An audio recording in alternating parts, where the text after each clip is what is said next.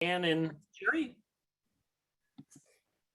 Thank you everyone to participate on AAPA seminar.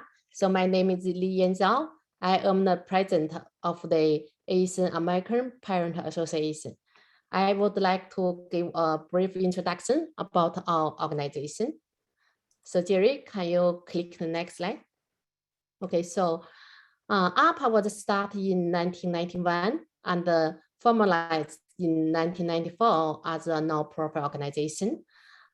Initiative included established dialogue with the 2 school districts and developing parent awareness program. We also promote student training and leadership program. And we encourage community involvement. Next slide, please. Yeah, so our board member include me and Jerry Ma. We are co-president, and our vice president is Rosa King. Secretary is Hong Wei. Treasurer is Jerry Ma. Vice master is David Lee, and the fundraiser chair is Yi Ding. And our other board members include Jeff Moore, Su Chang, Satish, Jerry Liu, Kirsten, Emma, Shirley, and Cheryl. So Jerry, probably you can introduce the next slide. Sure. Thank you, Nian and Jeff. So just want to give you a sense of what we do for the community in here. So we normally hold 2 events through the year. One is called Spring Luncheon. During the Spring Luncheon event, we normally give out teacher mini grant. So the school district teachers, they can apply for some mini grants from AAPA. So normally we help teachers to stay up to date by finding their latest learning tools. We also encourage teachers to do different expectations with new teaching tools and techniques. We definitely want to support a culture of teacher innovation in the class. Also, we want to provide, of course, a lot of new learning opportunities for our students. Also, we normally hold an IC contest for the Spring Luncheon. So that means students from like 8th grade or 7th grade state normally can submit IC for this contest, and we will give out some awards for that, for the participants. Another event is like what we have today. It's a fall seminar. So like today we have this great event. We invite the panelists to join this seminar. Yeah. So that's, hello. So that's the events we normally have for AAPA. Of course, we would like to ask for your support and the donations if you could. You can make whatever amount you can do so that we can continue to have this kind of great event for our communities. Thank you so much. Okay, back to you, Jeff. Okay, thank you, Leanne and Jerry. And so let's move on to the panel. We will start with a few short introductions. In a moment, I'll introduce our panelists. And after that, I will ask some prepared questions, some questions that we have had in advance. After we go through those questions, we would like to answer the questions that you in the audience have. So please be entering your questions on the chat throughout the session.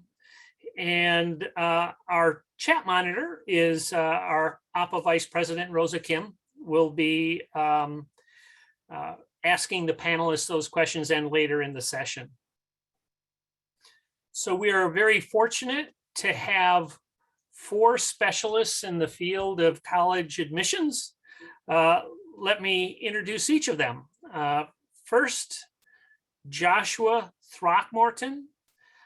He is a college counselor at InGenius Prep.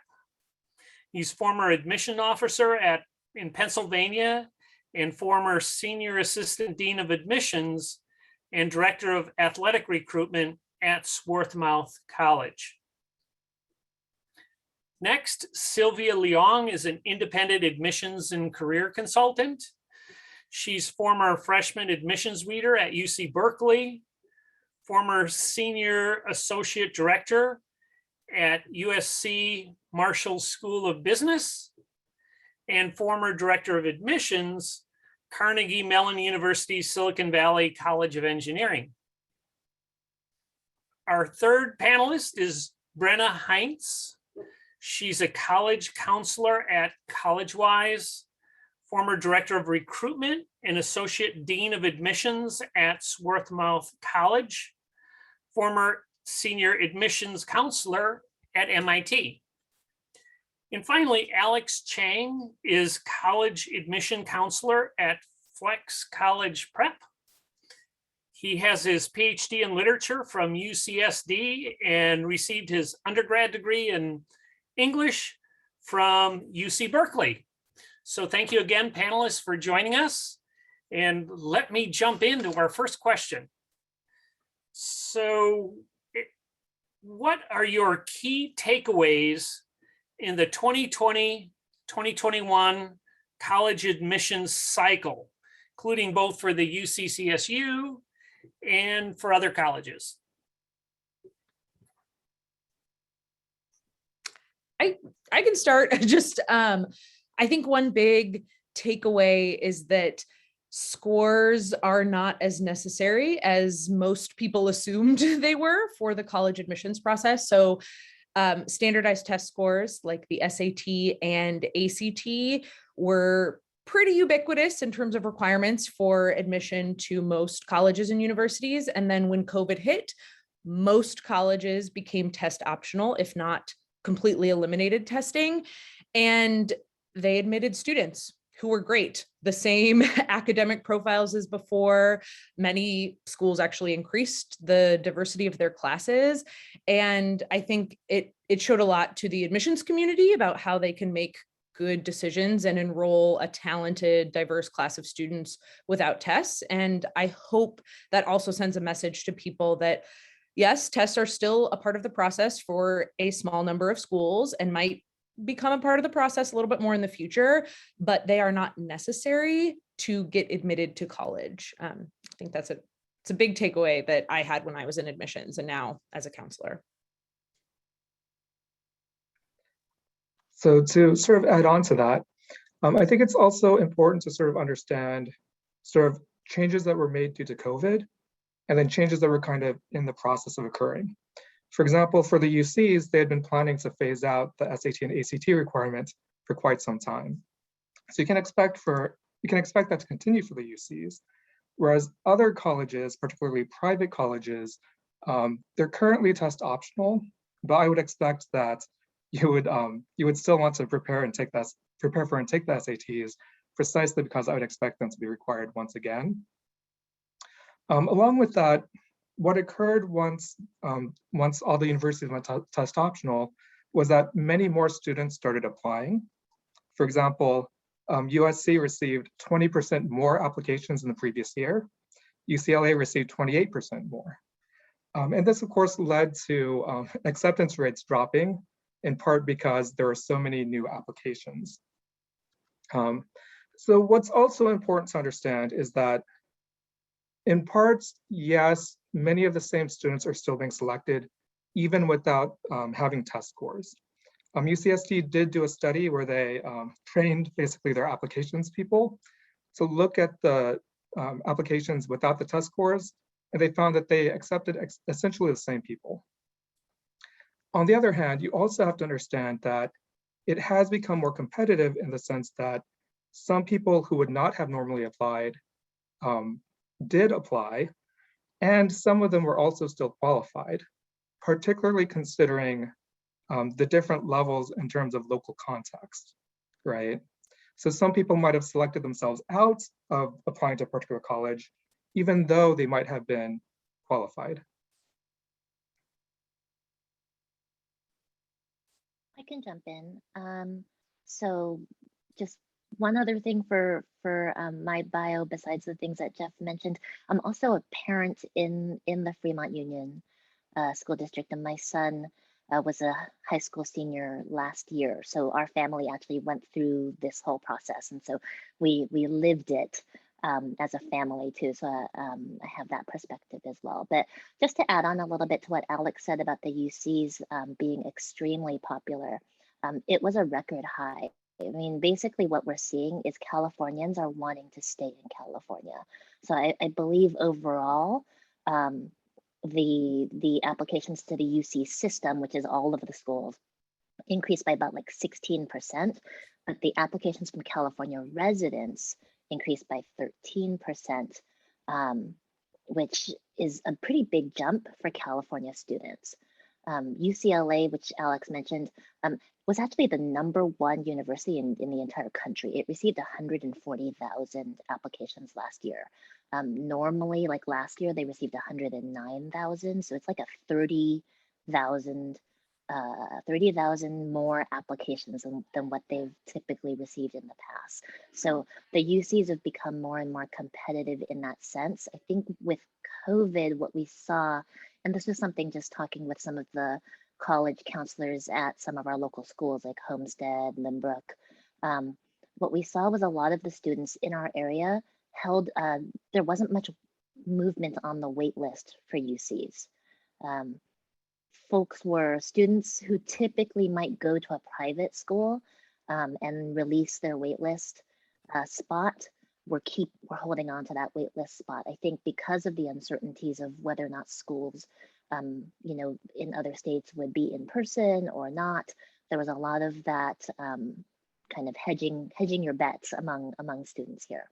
So I think those are some of the things. And I'll just build off of what Alex and Sylvia mentioned with sort of the flip side of the fallout of seeing so many more students really shoot their shot at the most selective institutions, private and flagship publics across the country, which is while the number of applications and admissions rates at the highly selectives and flagship publics were off the charts in terms of their selectivity, schools that fell below that most selective category saw fewer applications, particularly from students out of state, which meant, just from my experience with my caseload last year, I saw more students who are applying to out-of-state target and safety schools receive significant offers of academic scholarship. So my takeaway is that it's really important to have a balanced list, particularly as these most selectives continue to receive applications in a second year of test optional this year.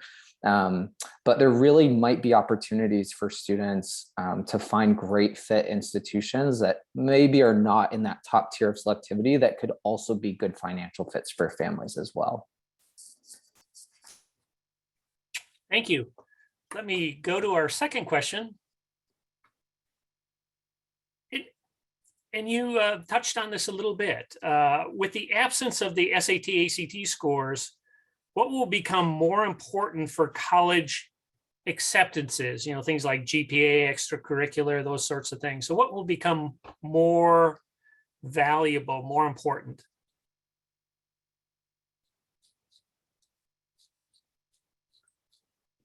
So, I mean, the first question that any admissions officer asks themselves is, can this student do the work? Can they succeed at our institution?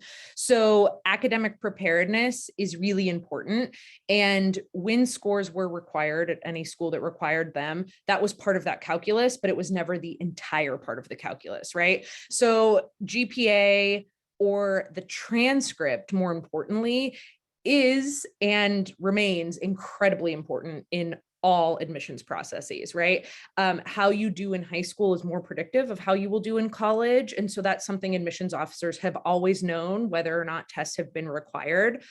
In the absence of tests though, yeah, that academic record is going to be the thing that answers that primary question. However, this doesn't mean that other parts are more or less important.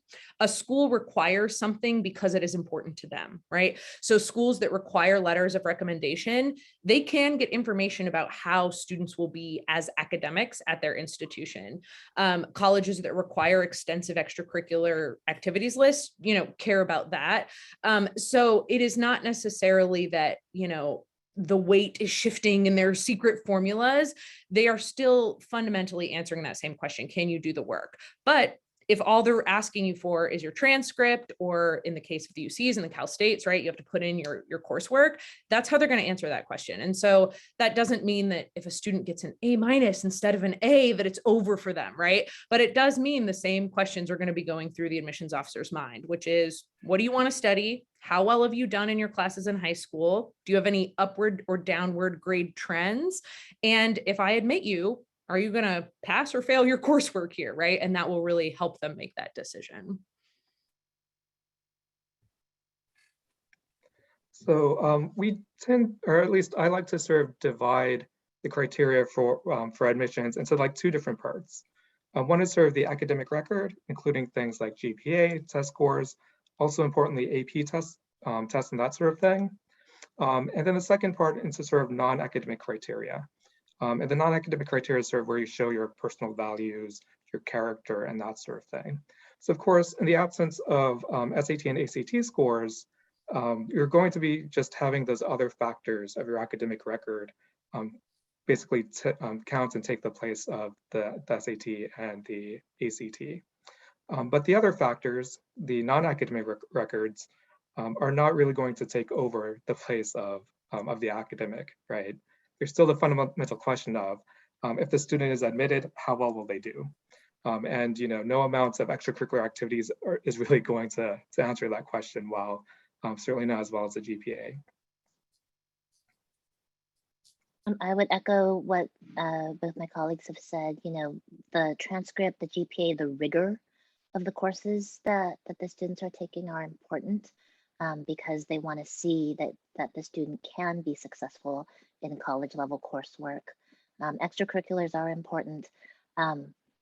It's been an interesting thing, especially with watching some of the students, in our community go through the admissions process this past year. So many of our students are very high achieving, very involved, and there's lots of opportunities for them to get involved. But there was one statistic that I read, which I thought was really interesting. There's approximately 28,000 high schools in the United States. So really what that means is there's 28,000 valedictorians. There's 28,000 ASB presidents, there's 28,000 basketball captains, FBLA presidents, etc. And so we saw, at least in our community, that it was very, very competitive.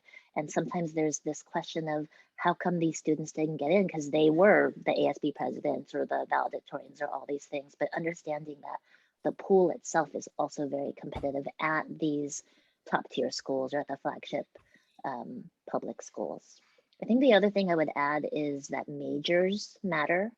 UCI actually just published the number of the majors that their freshmen apply to. 50% of the applicants this past year applied to just 6 majors. They applied to business, biology, computer science, nursing, and psychology. So if you think about that in terms of 50% of all the applicants were vying for a spot in these 6 different academic areas, it does make it more difficult. And at the other UC campuses, it's the same kind of thing. English, history, and poli-sci are kind of in the top 10, but there's such a gap between those majors and majors like biz econ, bio and computer science, which is the top one in almost all the UCs.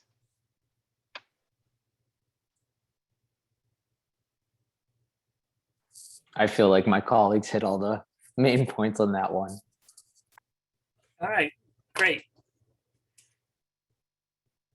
And again, this one you kind of touched on a little bit too, but how do AP classes play into the admissions consideration? Are more better? Is there a scoring system that UCs use for considering the AP classes? So I'll take this one to start, and I'll just share briefly how I was trained as an admissions officer at Swarthmore to evaluate applications and think about AP exams and courses. So we would always start by trying to understand the coursework offered to a student within their immediate context. So did the school offer APs? Were there any prerequisites for those courses? Were there alternatives that a student might choose to take? Whether an elective course that fulfills an interest of theirs or a dual enrollment class at a local college that could give them some college credit. So we would first try to understand what opportunities they would have available to them. And then based on that information, look to see were they taking advantage of those opportunities in a way that seemed to be intentional. We did not count the number of APs that a student took. And I think that there's a common misconception that just having an AP exam score can be helpful in the admissions process. We would want to see it if a student took that AP class because that is the termination of the AP curriculum experience, is taking that AP exam to prove your proficiency. But again, we would not count AP exams. We were not specifically looking to see those. It was really about what opportunities does the student have and how are they engaging with them.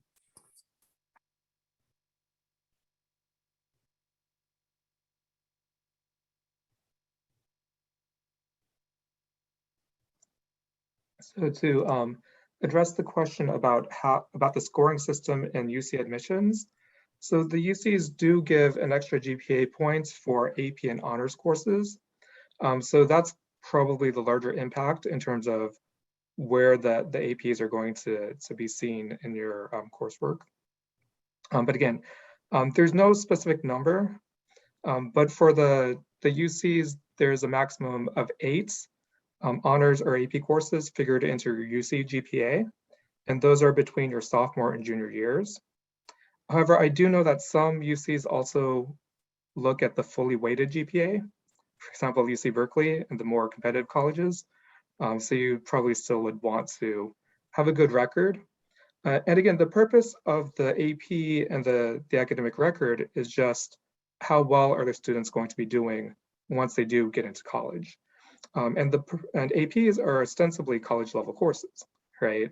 So the more APs that you have, the more it appears then that you've prepared yourself to be taking on those sort of rigorous courses.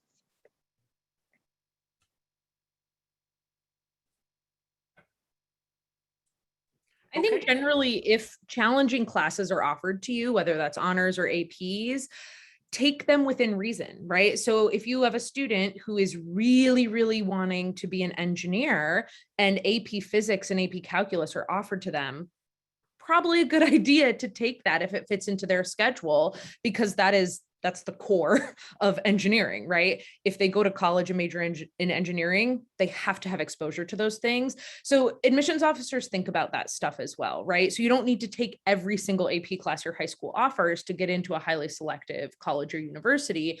But if things are offered and you're telling us you really want to study that thing, it makes sense that you take it if it fits into your schedule. If, right? There are always cases where it might not, and that's totally okay. It's not about the sheer number or a number you need to meet. It's that your student has challenged themselves appropriately, i.e. given themselves balance in their lives and like sleep and stuff. That's important too. But we do like it when students are taking advantage of these challenging academic opportunities in front of them within reason. I think the only other thing I would add is don't take more APs at the expense of not doing anything else.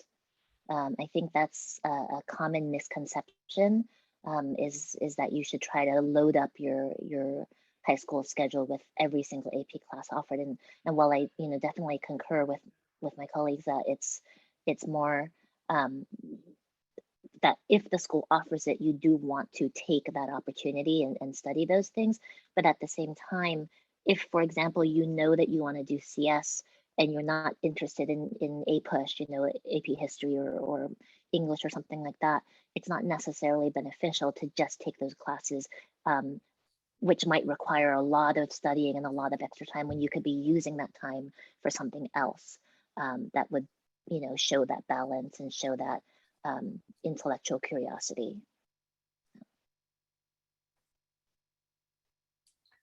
Okay. Any suggestions on how to write the big essay in the Common App?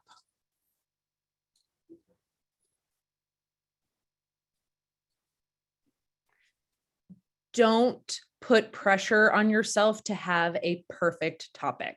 There is no perfect topic. I will tell you, this is, my students obsess over this. Is it interesting? Is it unique? Like, I must have a unique topic. Look, high school students have a pretty similar set of experiences, and that is okay. We don't expect them to have the one experience that no other high school student has ever had. I've read literally thousands of essays when I was an admissions officer, and it is not the unique topic that stands out. It is the fact that you are able to hear a student's voice, to learn something about their personality, and to get a feel of who they are. The bar, people put just an outsized pressure on the essay. And I see a lot of my students as a counselor wanting to write about their most impressive extracurricular accomplishment. And a huge pitfall is that they're repeating something that they've already said somewhere else in their application, right? They've already, I know that they're a champion swimmer because that's on their extracurricular activities list. So it's a missed opportunity if they repeat that information in the essay. The essay should really let the admissions officer feel something about who they are, what they value, what type of person they want to be or are or will be in college. So my biggest tip when a student is writing this is to really start from thinking about a few personality traits that are really important to them, that they value, that they're proud of. How would your friends describe you, right? Not how would your guidance counselor or some admissions officer, right?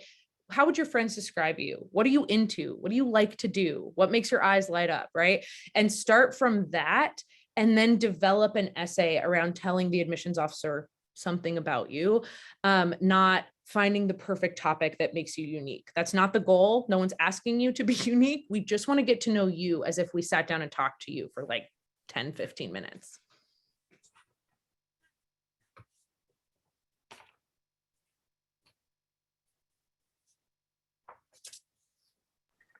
I'll just double down on that. I really like, Brenna, your use of the word proud.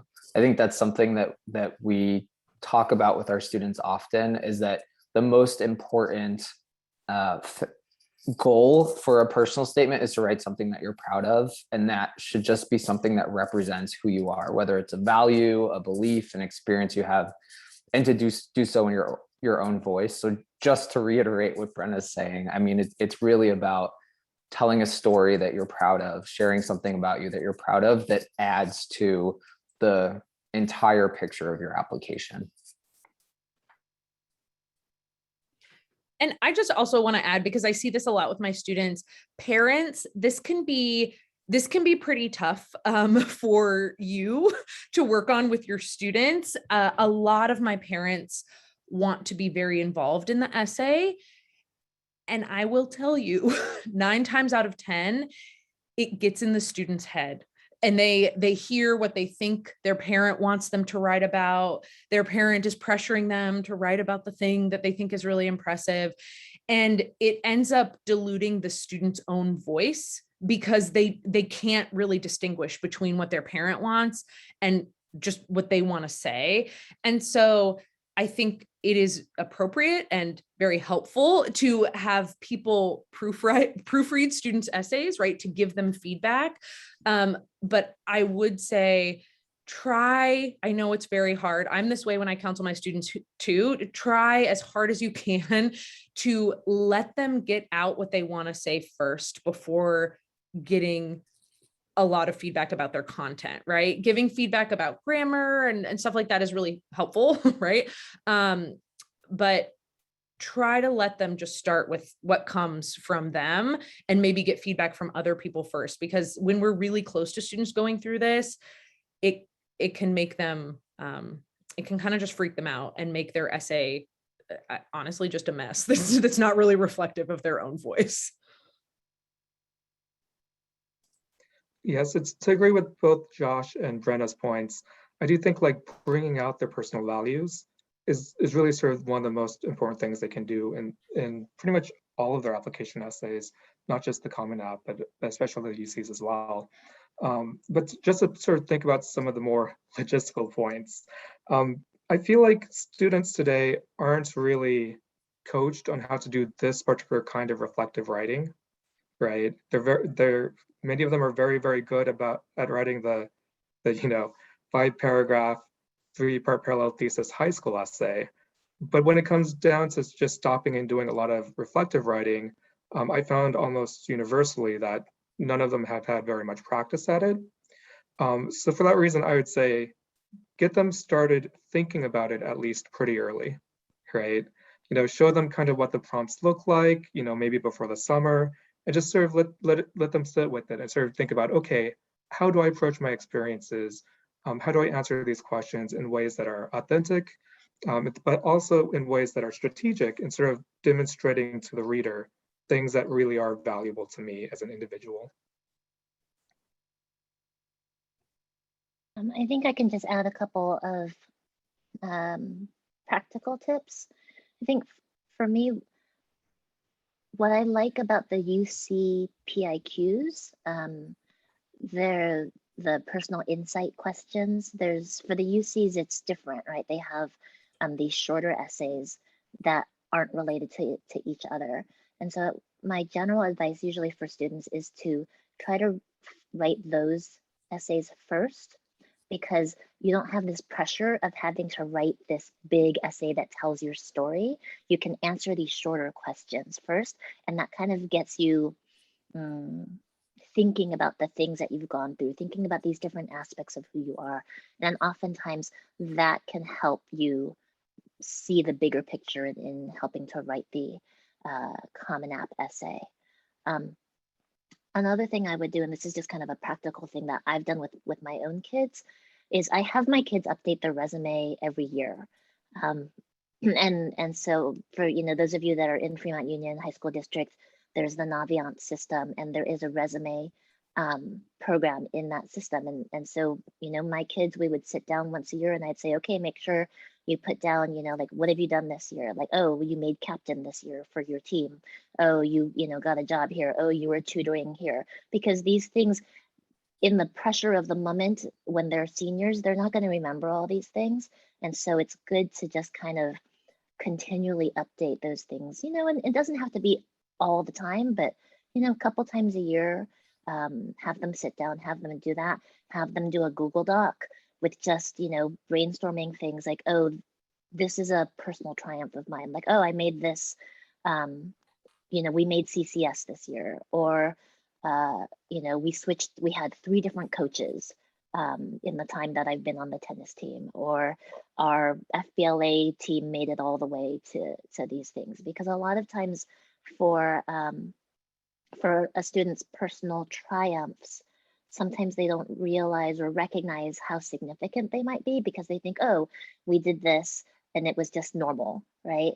But then they don't realize, no, actually we beat out all these other teams, or we, won this robotic competition, or students tend to downplay those things. They don't realize the significance of how much of what they've actually accomplished.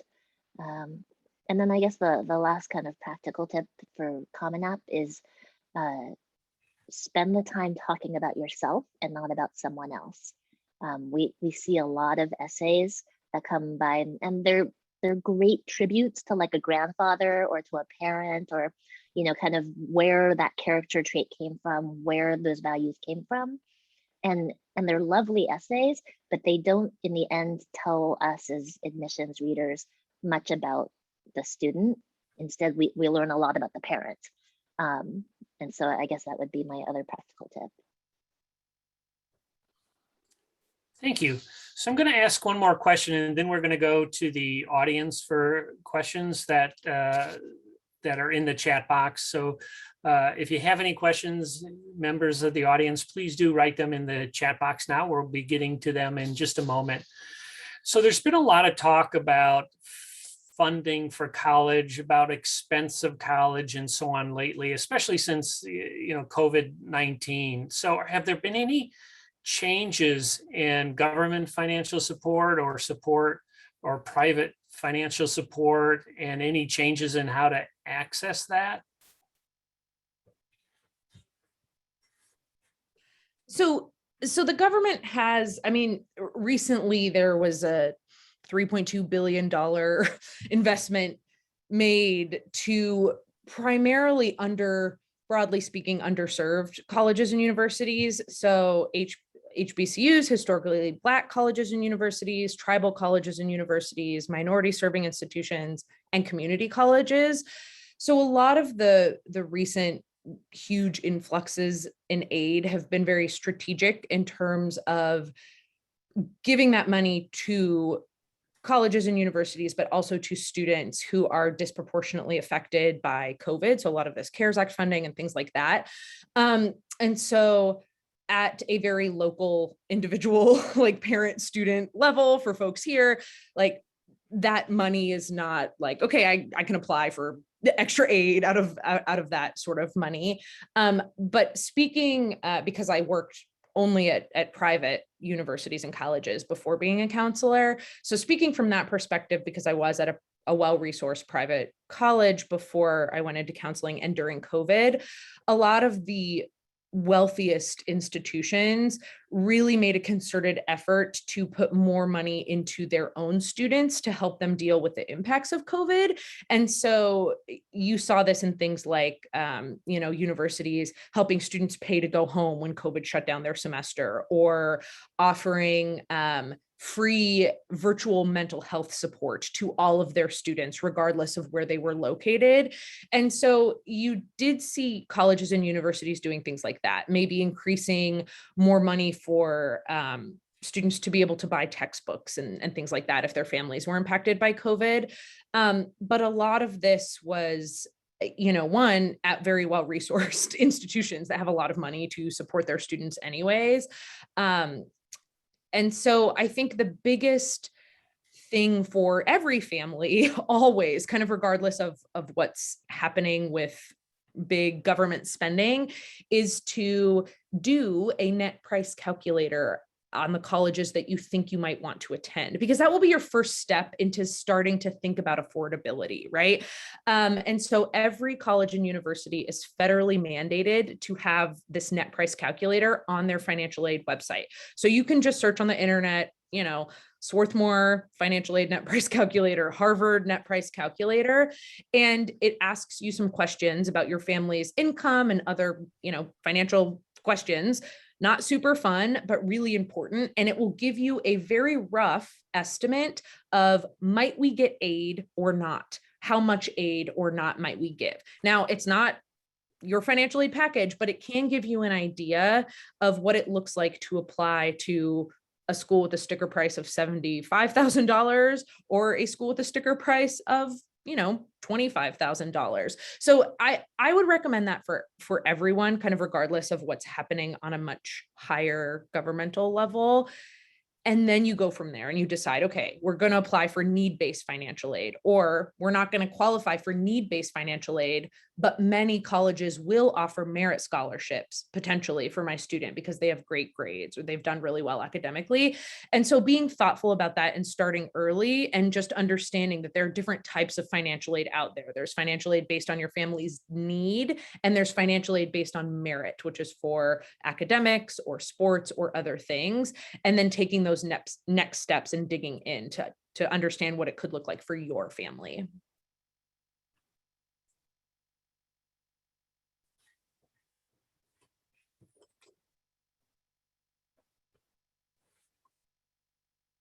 Well, should we move to the questions? Anyone else want to add to that? Yeah, so let's move on to questions from the audience. Rosa, could you go through some of those questions and share them with us? Sure, yeah. So first, I can see there are two similar questions. So any policy change that you see that would affect Asian students? And the other similar one is, some say that Asian Americans face the most stiff competition in college admissions. Is that true? What can be done about it?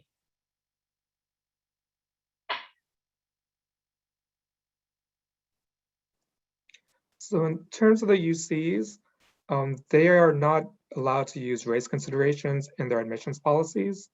So there would be no real difference there because they weren't allowed to do that before, they aren't allowed to do it after, right? Really more of the competition is probably coming in based on local considerations, right? If you're at a very highly competitive high school where they offer like 20 AP classes, you're sort of putting and you're in competition with someone who may be at a less well-resourced school, for example, one that offered only 6 AP classes.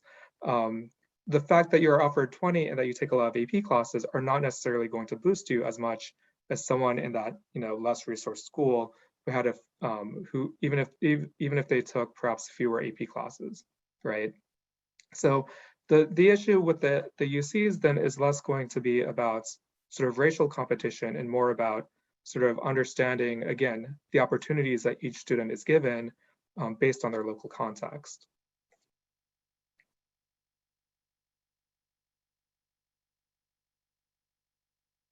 Okay, then let me go to the next question. When students want to apply for private colleges, do they still need to take SAT or ACT? So I'll jump in and just say it depends entirely on the institution and their policies. So we've seen private colleges completely remove the testing requirement. We've seen others return to it in this year. So I just encourage families to consult the individual institutions. Our advice for our students, our current rising senior students and our junior students, has been to take standardized tests because there have been some states that are requiring their flagship institutions and state-funded institutions, like in the state of Georgia, for example, have reinstituted their standardized testing requirement. So we are encouraging our students to do that just as a precaution, but at this point, it really still is a college by college, university by university process. I guess I would add to that. I am in agreement. I think sometimes folks are worried, well, will it count against me, right? And I think generally most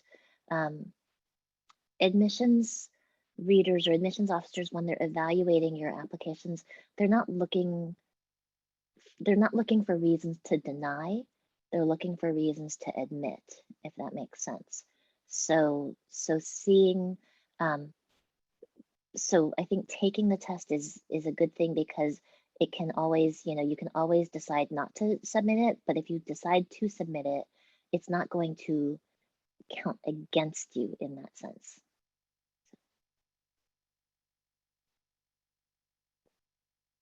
Okay, then yeah, we'll go to the next question.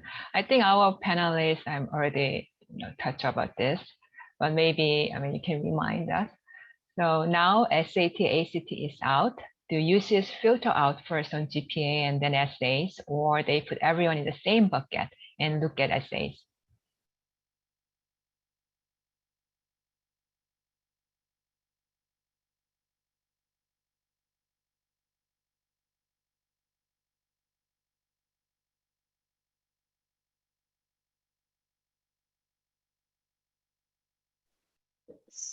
So it might be I hard. guess Yeah, I can, go ahead. so I guess I wouldn't say that UCs filter out. It's not like there's like a cutoff and they're like, oh, I'm not even gonna look at these applications, right? Like every application is reviewed holistically. And I believe that's at, I know that's for sure at the UCs. I know it's been at the colleges that I've been, the privates I've been at as well. Generally, I think that's just the typical process for admissions is a holistic review. Having said that, I think Brenna said at the beginning that GPA is still, or academics is still the most important. And so in that sense, yes, like, we want to see that you can do the work, but it's not like a qualifying thing, I guess. Thank you, Sylvia. So any other comments from other panelists? Okay, then yeah, we'll go to the next question.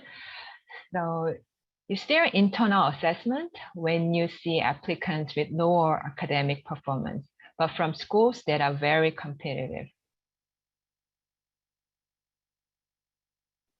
This is all about context, right? And so for schools that practice holistic admissions, they look at and care very much about the school from which the student is coming, right? And most admissions officers they read by regions, right? So you have a person who's been reading a particular high school for a while and really understands the context of that high school.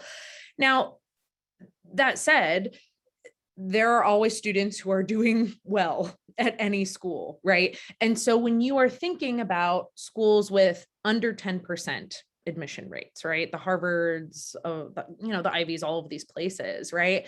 It doesn't mean that you can be in the bottom half of your class just because you're at a really competitive high school and you think that it's going to be easier for you to get in. It's not easy for anyone to get into Harvard. Basically, no one gets into Harvard, right? But we care how you're doing in your high school context. Now, does that mean you need to be the top of your class to get into a highly selective college? No, but it means that we want to see that you are doing work that is comparable to your peers.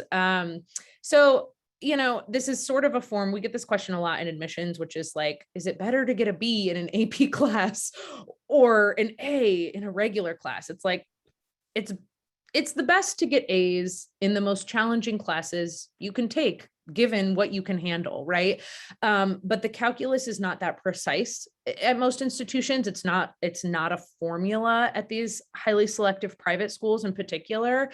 And so it really depends. It depends on what lower grades your student got. If your student, again, wants to be an engineer, but their lowest grades are in math and science, like, doesn't matter what high school you went to, probably not getting an MIT, right? So it's so many factors. It makes answering like a question like that hard to do in a cut and dry way, but that's kind of how we think about evaluating students. We care about the high school you went to, but that also doesn't mean that a student who goes to a very non-competitive high school or less challenging or whatever, that doesn't mean that they can't get into highly selective institutions if they're doing really well in the classes that are offered to them. Thank you, Brenna. Okay, I will go to the next question. Please suggest how to approach the application if student is not sure about what they want to major in. How do they apply as undecided? Will that reduce the chance of them getting to the college?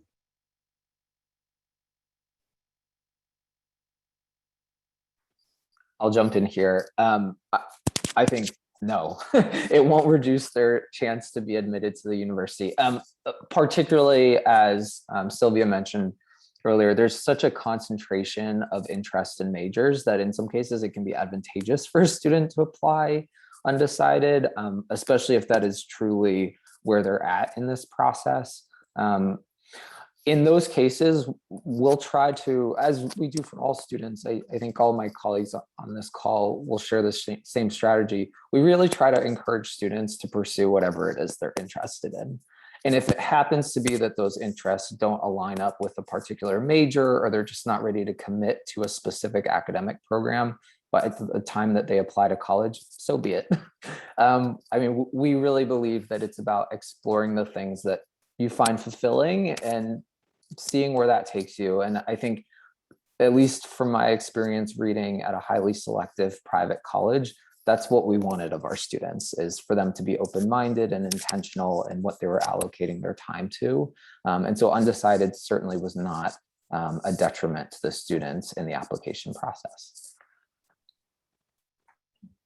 Thank you, Josh.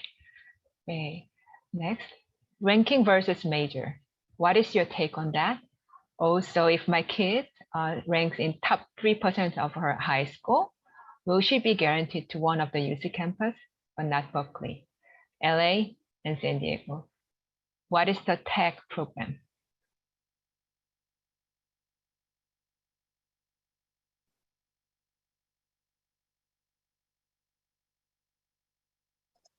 So I believe if you're in the top 9%, of students at a high school in California, you are guaranteed into one of the UCs.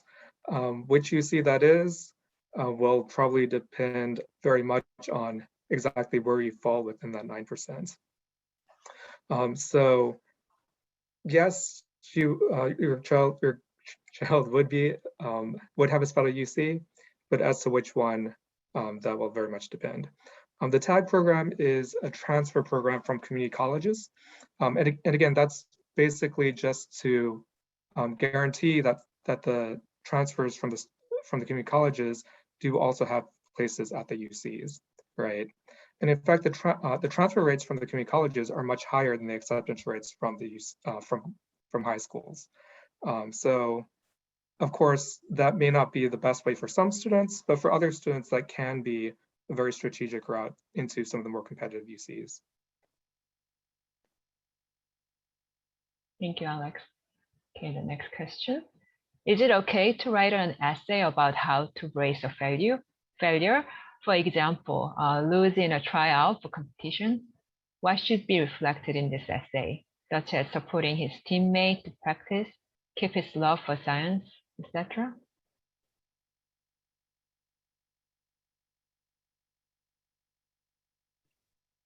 If that is what your student wants to write about, then it is okay, right? It's not, there are very few topics that are straight up not okay, right? When a student demonstrates that they're a jerk or they're selfish, that's not okay. Or it's okay, but they won't get into college.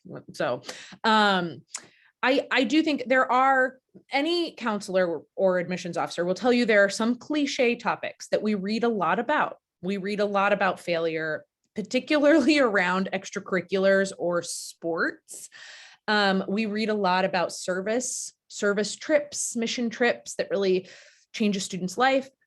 We read a lot about important people, which is, Sylvia said that we know a lot about the person, but not a lot about the student. So I do think it is smart to be cautious about more common topics because it is a little bit harder to have the student's voice come through. I think, however, if there is something that is not otherwise said in the application about a big failure that a student went through and it fundamentally changed something about them, right? It's not the failure that is the important thing. We don't actually care that much about that. We care, who were you before and who are you now? What changed? What did you learn? What do you want to do moving forward because of this failure? You. And the problem with failure essays can be they spend a lot of time talking about the failure and like the big game, it didn't go well. And then they were really sad because they lost. And you're like, okay, but what about you? And so they have to be very reflective in that. And if there is something, really big that happened and they have this outlook that is really shifted, then that's what they can focus on. So again, sure, it's totally okay, but it needs to be very much focused on something about their change and their outlook and things like that. And what that looks like totally depends on the student. And whatever it looks like, that's okay. As long as the student is authentically saying it in their voice, and we can feel it, that's, and most topics are okay, but yeah. And I'll add, just to reiterate what Brenna's closing point was, that I think the should in that question is where students really get into a situation where they'll sound cliche. In an instance where a student might want to write about this topic, I'd like to hear why this topic is meaningful to them and what they're hoping to communicate through telling this story, how that adds to the whole picture of who they're trying to communicate themselves as to their admissions readers.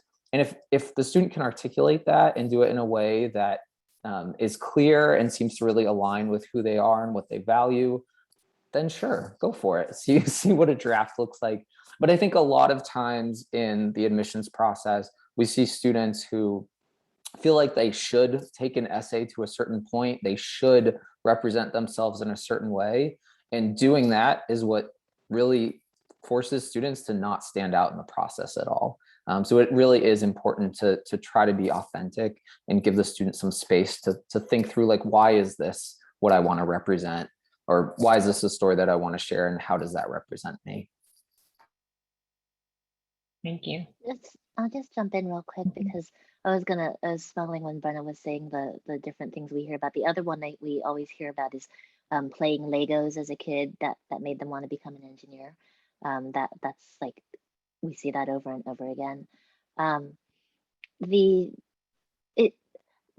With regard to failure and success, I guess I just wanted to talk a little bit about the opposite side, because and I'll just use a real life example. You know, one of the there's a student that didn't make varsity for her team, and their parent wants them to quit the team, even though she loves the sport, because they're worried that it won't look good for college admissions that they didn't make the team. And so I guess the reason I bring this up is it's not necessarily better to have all success either, right? Like if part of that journey is, failing and trying again, and it's something that you really wanted, that you as a student are super passionate about and you want to go for it, tell that story.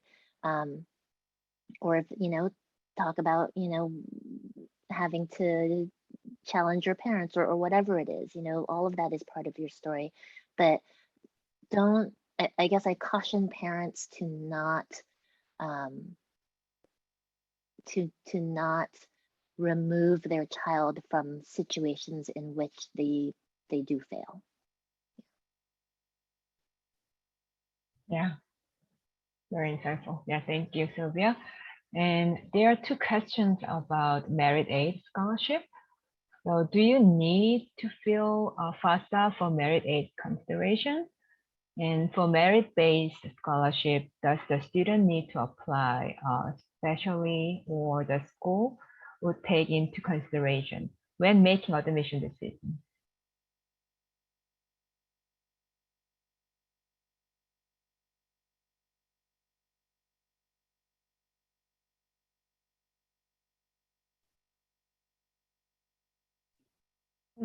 No, so you don't need to fill out the FAFSA. Well, okay. I will say you should always check with every single school. That's kind of the answer to any admissions question is, it depends. Check with the college, which you always should. However, there are many schools, many institutions at which you will be considered for merit aid, regardless of whether or not you apply for need-based aid. So whether or not you fill out the FAFSA, which is federal aid. And at a lot of schools, they will just evaluate your application for admission and you will be offered merit aid or not. But that's not always the case. At some schools, you do have to apply. You might have to write a separate essay. That's a pretty common one. Sometimes you'll have to fill out another mini application, but there are many institutions at which students will be automatically considered for merit aid, and you don't have to apply for need-based aid in order to be considered. To check the college, right? The other thing I would just jump in with is there's a lot of scholarships available that aren't necessarily attached to the school. So as your senior is done with the applications and then starting, I would advise after they finish the application submissions, then they should be looking at all of the scholarships that are available, because there are scholarships for almost everybody, and lots of times people aren't applying to them, and so there's different opportunities. Those tend to be one-time gifts. But actually, for a lot of the merit-based scholarships at the universities, those are also just for the first year, because you have to then, show that you're doing well in college to get the next scholarship for the next year. So just something to keep in mind, that there's more than one way to get those scholarships.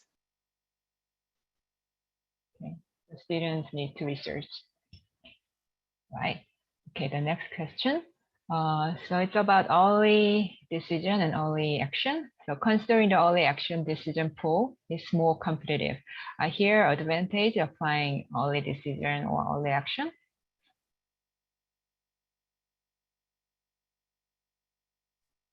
Yes. So, yes. Early decision, which is a binding program. So your student is making a commitment that if they apply early decision and they get admitted, they will go to that institution. They will withdraw all their other applications. Early decision, there is always an advantage, statistically speaking. The reason colleges and universities have early decision is because it helps them start to lock in their class, right? So they care about their yield, which is the percentage of students who accept their offer of admission, and early decision students will yield because they are committing to go there.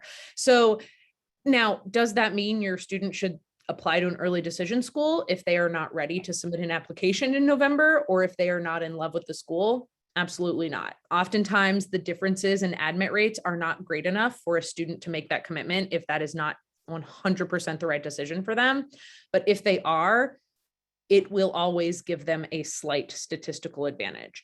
That is not the case for early action. Early action is great for students who are ready to apply in November, usually, and they want to get their admission decision earlier. So they will usually get admissions decisions around mid-December. And that is great for a student who is ahead of the game. They want to get their applications out the door. They want to know some of their options earlier, and they want to decrease their stress senior year. But early action does not give the sort of statistical advantage in terms of your admission. Therefore, if a student is not ready to apply early action, and these are conversations that I'm sure all of my colleagues and I are having with our students right now, they feel like they must apply early.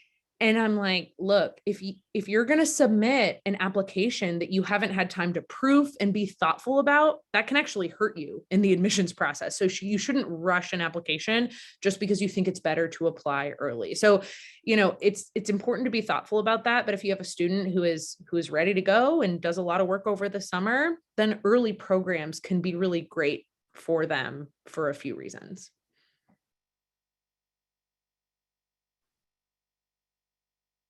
Okay, then we'll go to the next question. Yeah, okay. How critical are private admission counselors for students' admissions? Can students' families do it alone? It seems the image of the admission process has been made so complicated that it seems insurmountable to do it alone.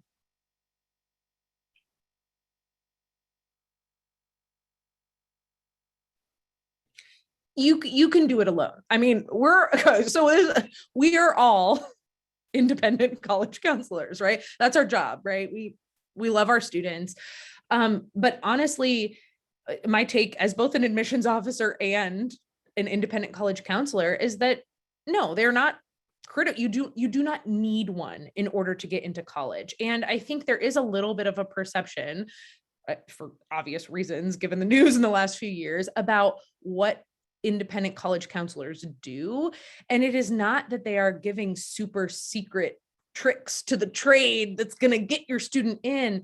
It's really just helping to have another more neutral third party away from the parents to help break down the process, right? So starting from whenever the student decides to work with someone like any of us, this is what you'll need to do. This is the timeline, right? It's a person who you can easily ask questions to. But is that critical? No. Is all of this information available free on the college's websites? Absolutely. And admissions officers, I will tell you that I say the exact same things that I did when I was an admissions officer, now that I am an independent counselor. And admissions officers will tell you this information, but it does take going to, 15 college websites or emailing 15 different people. And that's okay. Students can do that.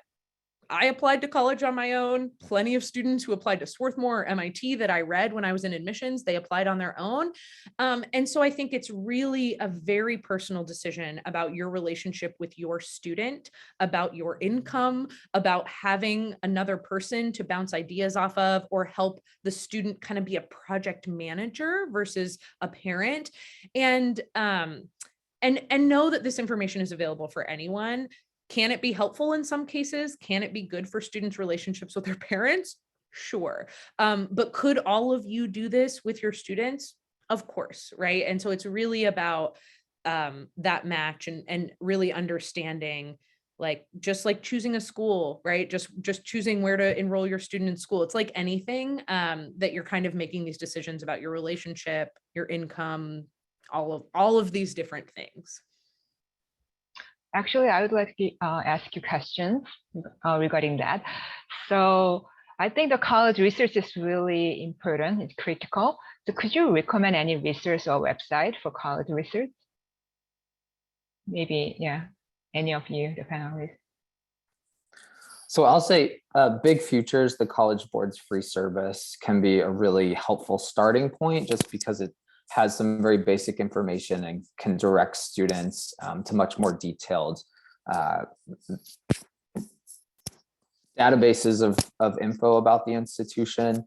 So typically, like in my process, when I'm working with sophomore, junior students who are wanting to learn more about the landscape of higher ed, like we'll use that as a first go, just because it's quite user friendly. So I would say Big Futures from the College Board is one option.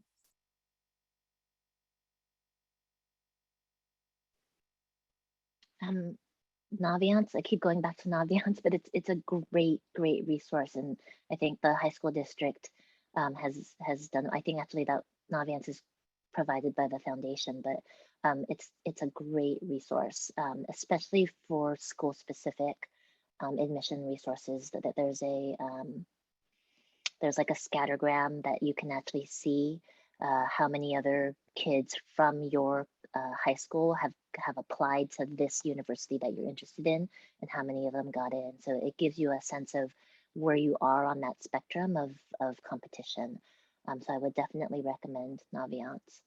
I just wanted to talk, I wanted to go back to the earlier question about can you and your child do it on your own?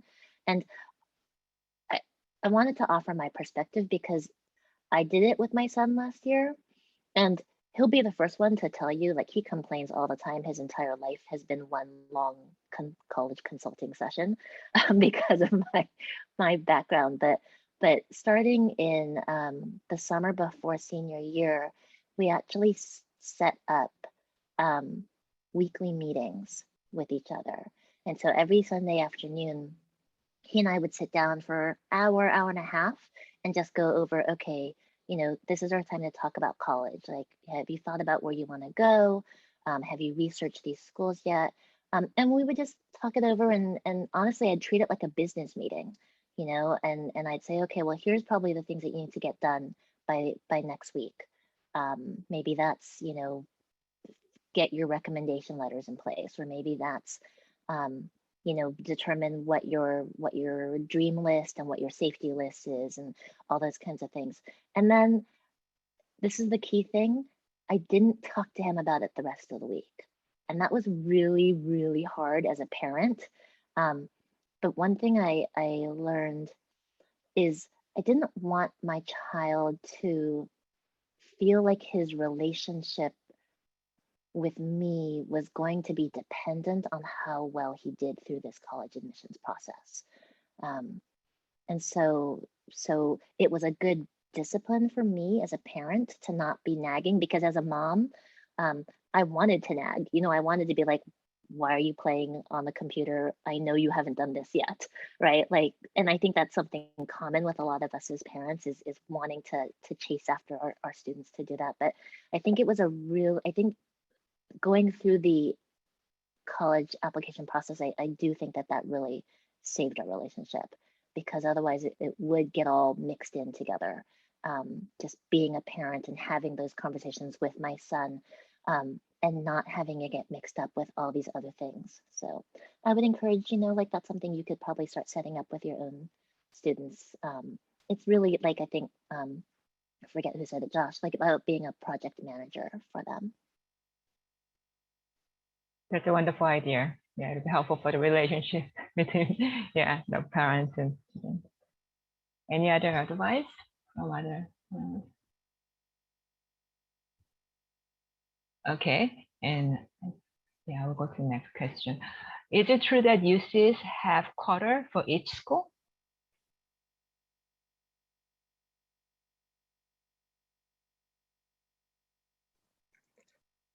It's true in the sense that, again, there's a statewide guarantee for the top 9% from each high school is guaranteed a spot at some UC. It's not true in the sense that, you know, UC Berkeley has to take so many students from each high school or anything like that.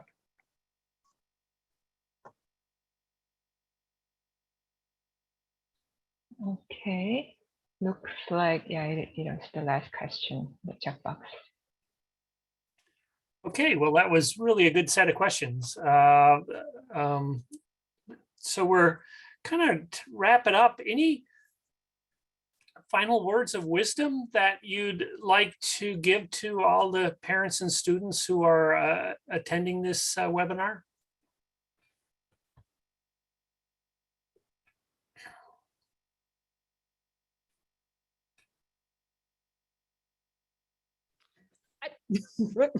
I would encourage and try to, this is very hard. So if you're a student, try to look at the exciting part of this process, because as you get farther into it, it seems like a chore. You're taking the hardest classes you've ever taken in high school, probably, hopefully, because you're a senior, right? It's your last year in high school and you're probably wanting to hang out with your friends and do activities, but this is an exciting time. College is a really exciting part of your life. And so if you can start this process early enough where it's not just all coming at you second semester, senior year, and you are being excited about your future possibilities, friends, locations, majors, activities, right? Remember that. Remember, you're not doing this because it's a chore. It's a tremendous privilege to go to college, and it's fun and it's exciting. And so hold on to that and own your process. This is your process. It's not your parents' process, and parents, it's not your process, right? You are a huge part of it. You are maybe writing the check, probably writing the check for your student to go to college, right?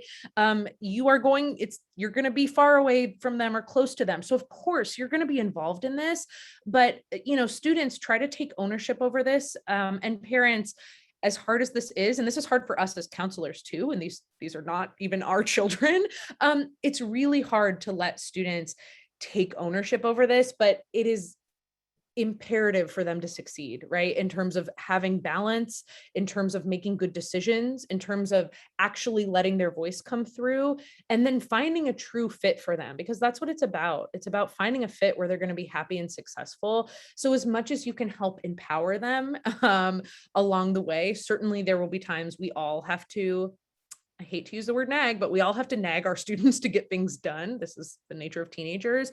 But as much as you can try to shift this into, this is not about doing a chore that none of us want to do. It's about looking forward to a very exciting time in a young person's life, and holding that with you even when the times are the most stressful. That is my biggest part. Be kind to each other, because you will be stressed, but try to be as kind as you can. And I'll add, I think, encourage them to focus on what's important to them. There's so much noise in this process, especially from their peers at school, what they're hearing on the internet. It can really be overwhelming. And so Brenna mentioned fit. I think it's really important to just ask your student what's important to you. Like, what are you looking for? What will make you happy? What don't you know that you might need some answers to questions about? And so I think really encouraging them to focus on how they're feeling through this, what they're looking for, why they're looking for it, who they are, who they want to be in college, and how to really move towards that goal. I think keeping it as local as possible, trying to block out some of the noise and getting them to focus on what's important to them can be really impactful and help to empower them through this process, again, as Brenna mentioned.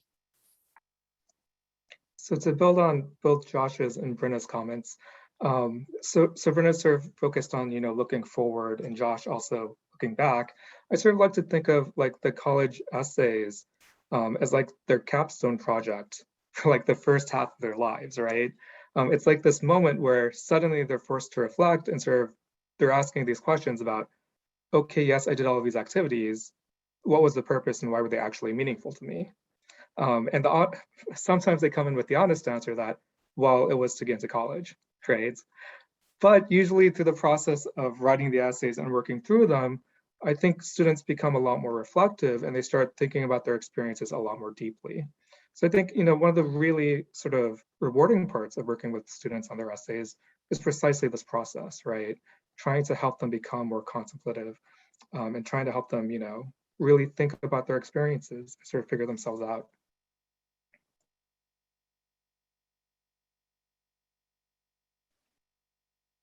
I guess for me, the one thing I would advise is encourage your student to explore. Maybe not in senior year, but earlier. Encourage them to explore. I've talked to parents who are like, oh, it's too late. All these other kids started soccer in elementary school or started gymnastics here and there. It's not too late, like they can start something freshman year, sophomore year, and have a meaningful experience and discover a passion that they never knew existed. And it's okay, like it's not too late. I think we are in this community with a lot of students that are very high achieving and do a lot of things, accomplish a lot of things in extracurriculars at an earlier age. There's no formula. I think that's another thing that happens in our community is, oh, your child got into here. What did you do? Let me copy it exactly. It's not going to work that way. Encourage your student to figure out who they are, and to do that, and just show them that you are going to support them through that process. I think one of the things that I guess this is just me speaking as a parent, I think we see that sometimes the students who, because admissions has become so competitive, if the student feels like their goal is to get into one of these top tier universities in order to not disappoint themselves or disappoint their parents, ultimately they're trying to achieve a goal that they have no control over. In the end, it's not, it's not their decision whether or not they get in. And so I think as a parent, I would just encourage other parents to really show that support and show your student that as they explore their interests, that you want them to focus on them, and be diligent, but that you'll support those things too. Well, thank you again, panelists, for sharing your sage advice. And let me ask Jerry and Leon, do you have anything you'd like to add? Okay, thank you very much. Thank you everybody for your time. And thank you, Josh and Sylvia, Brenna and Alex for, share your experience with our community. For all the community members, so in the future, we will have the activity, we will have an event like this. So welcome to support AAPA. Thank you very much. Thank you all for your time. Yeah, thank you everyone. Yeah, thank the panelists, all the audience. Thank you, Jeff. Yeah, we will have the recording, so we will email to everyone so you can review today's seminar.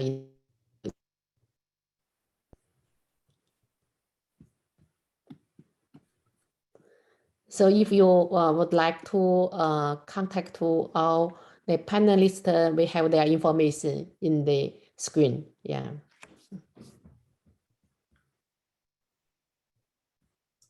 Thank you. Jeff, do you have anything to say? Bye, everyone.